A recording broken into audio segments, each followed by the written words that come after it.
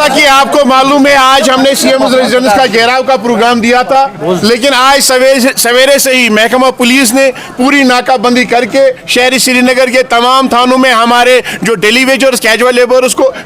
Labours है उनको गाड़ियों से उतार कर थानों में बंद कर दिया गया है। ये सरकार की बौखलाहट है। इस बौखलाहट की हम पुरजोर अल्फाज में मजम्मत करते हैं और सरकार से कहना चाहते हैं, हम आपसे आसमान के तारे नहीं मांग रहे हैं, हम आपसे कुछ और नहीं मांग रहे हैं, बल्कि हमारा मुतालबा है जो आपने इलेक्शन मैनिफेस्टो के दौरान, जो आपने इलेक्शन कैंपेन्स और इलेक्शन रैलीज के दौरान डेली वेजर कैजुअल लेबरर्स की रेगुलराइजेशन के हवाले से कहा है, डेली वेजर्स के मिनिमम वेज एक्ट की इंप्लीमेंटेशन के हवाले से कहा है, आज उसको पूरा करने की जरूरत है। आपने बजट सेशन में यहाँ के डेली वेजर्स कैजुअल लेबर्स के हवाले से कुछ नहीं कहा, सिर्फ एक जुमला कहा कि हम हल तलाश कर रहे हैं। 2014 में आप हल तलाश कर रहे थे, 10 साल गुजर गए, कैबिनेट सब कमेटी ने रिपोर्ट दिया, पीडीपी बीजेपी सरकार ने भी SRO 520 का बनाया, उसके बाद honourable prime minister of India ने on the floor of house ये कहा कि हम छोटे दर्जे के मुलाजमीन के साथ इंसाफ करेंगे, मिनिमम वेज एक्ट का इतलाक होगा,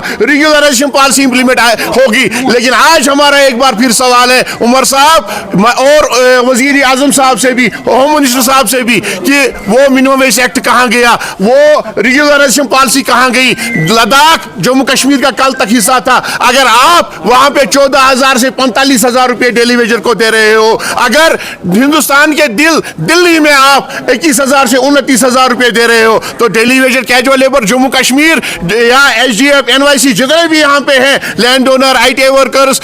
जितने भी कैटेगरीज के तहत यहाँ पे लोग हैं, उन्होंने कौन सी खता की है, उनको आप किस चीज की, किस जुर्म की आप सजा दे रहे हो। क्या ये हमारी खता है कि हमने नामसाइद हालात में इस कौम को चलाया, हमने अपना सब कुछ कुर्बान करके इस कौम की खिदमत की है नामसाइद हालात में, कोविड में, सैलाब में, और जब यहाँ पे कोई बात करने के लिए तैयार नहीं था, जब सख्त तरीन हालात थे, तो हमने जान फिजानी से इन महकमों को चलाया और आपकी सरकार को चलाया। प्री बजट मीटिंग में आपने नहीं बुलाया, हमें कोई गिला शिकवा नहीं था, लेकिन जब बजट तकरीर आपने की तो आपने हमारे जख्मों पर नमक पाशी की। आज हम उन तमाम